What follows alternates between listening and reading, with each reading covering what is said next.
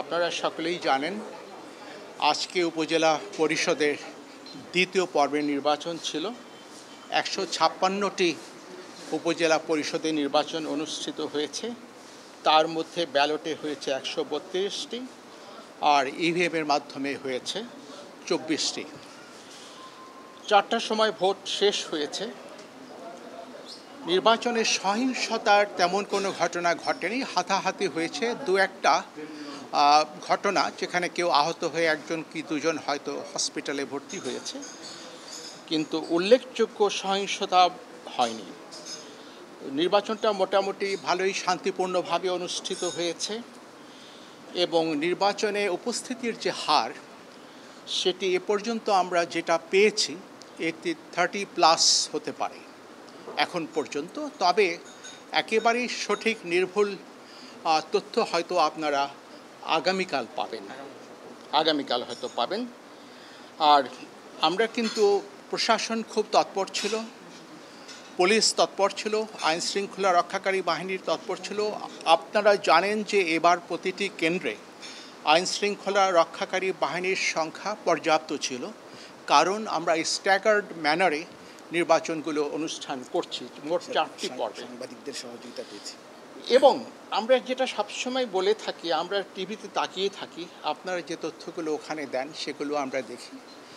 Media যে ভূমিকা, আমরা এটাও শুনেছি মিডিয়ার কিছু কর্মীও আহত হয়েছেন কোথাও। তারা সাহস করে ছবি তুলতে গেছেন, তারাও হয়তো হেনস্থার শিকার হয়েছেন। আমরা সঠিক তথ্য এখনও পাইনি। যারা আপনার আহত হয়েছেন হাতাহাতিতে, টোটাল 33 জনের মতো হতে পারে হাতাহাতিতে, এবং 1-2 জন তার মধ্যে কিছুটা গুরুতর হতে পারে। গতকালকে রাতে বোধহয় একটা আহতের ঘটনা ঘটেছে, যেটা একজনের হাত কেটে গেছে, আমি স্বচক্ষে দেখলাম। সেটা বেশ গুরুতর একটা আঘাত। এবং সাসপেক্টদের অ্যারেস্ট করা হয়েছে 4 জনকে আমাদের, যেটা আমরা বলছিলাম, আমাদের আইন শৃঙ্খলা বাহিনী খুব তৎপর ছিল। যেখানে অনিয়ম হয়েছে, অনাচার হয়েছে, ভোট কারচুপির চেষ্টা হয়েছে, সেখানে হস্তক্ষেপ করা হয়েছে। 4 জনকে এই পর্যন্ত আটক করা, ফলের ঘটনায় 4 জনকে উন্নত অনেক জায়গায়। আর টোটাল আটক করা হয়েছে, যেটা আপনাদের জানা প্রয়োজন, সেটা হলো 25 জনকে গ্রেফতার করা হয়েছে, যারা বিভিন্ন অপকর্মে লিপ্ত হতে চেয়েছিলেন। 10 জনকে তাৎক্ষণিকভাবে কারাদণ্ড আরোপ করেছে। কিছু ভোট কারচুপির চেষ্টা করা হয়েছিল, জাল ভোট দেওয়ার জন্য। 2 জন নিহত হয়েছেন। এটা কিন্তু ভোটকে কেন্দ্র করে নয়, গরম বা কিছুতে হঠাৎ করে 2 জন ব্যক্তি তাৎক্ষণিকভাবে অসুস্থ হয়ে নিহত হয়েছেন। আমরা তাদের আত্মার মাগফিরাত কামনা করে, তারা মৃত্যুবরণ করেছেন, আমরা তাদের আত্মার মাগফিরাত কামনা করছি। কেন্দ্র ছিল 13,155টি। টোটাল ভোটারের সংখ্যা ছিল 3,52,00,000।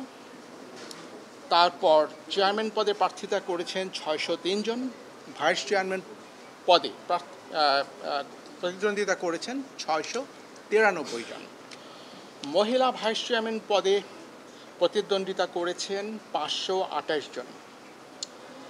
কক্ষ ছিল কেন্দ্রের পরে যে কক্ষ, 91,589টি কক্ষে ভোট গ্রহণ করা হয়েছিল। মোটামুটি এটাই ছিল আমার তরফ থেকে আপনাদেরকে প্রদান করার মতো তথ্য আজকের নির্বাচন প্রসঙ্গে। এটার বিশ্লেষণ দেখেন, নিঃসন্দেহে আমি ব্যক্তিগতভাবে 30% ভোটকে কখনোই খুব উৎসাহব্যঞ্জক মনে করি না। একটা বড় প্রধানতম কারণ হতে পারে দেশের একটা বড় রাজনৈতিক দল তারা প্রকাশ্যে এবং ঘোষণা দিয়ে ভোট বর্জন করেছে এবং জনগণকে ভোট প্রদানেও নিরুৎসাহিত করেছে। যে কোনো গণতান্ত্রিক দেশে ব্যবস্থায় এই ধরনের চেষ্টা হতে পারে, মানে পক্ষ বিপক্ষ থাকতে পারে। তো আমাদের ভোট নিয়ে কোনো সংকট নেই, সংকটটি হচ্ছে রাজনীতিতে। আমি মনে করি রাজনীতি যদি আরও সুস্থ ধারায় প্রবাহিত হয় আগামীতে হয়তো ভোটের যে স্বল্পতার যে সমস্যাটুকু এগুলো কাটিয়ে উঠবে। যে কোনো গণতান্ত্রিক দেশে যারা ভোটার তাদেরকে স্বশাসন বুঝতে হবে। স্বশাসনটা হচ্ছে নিজেই নিজেকে শাসন করবে তাদের নির্বাচিত প্রতিনিধিদের মাধ্যমে।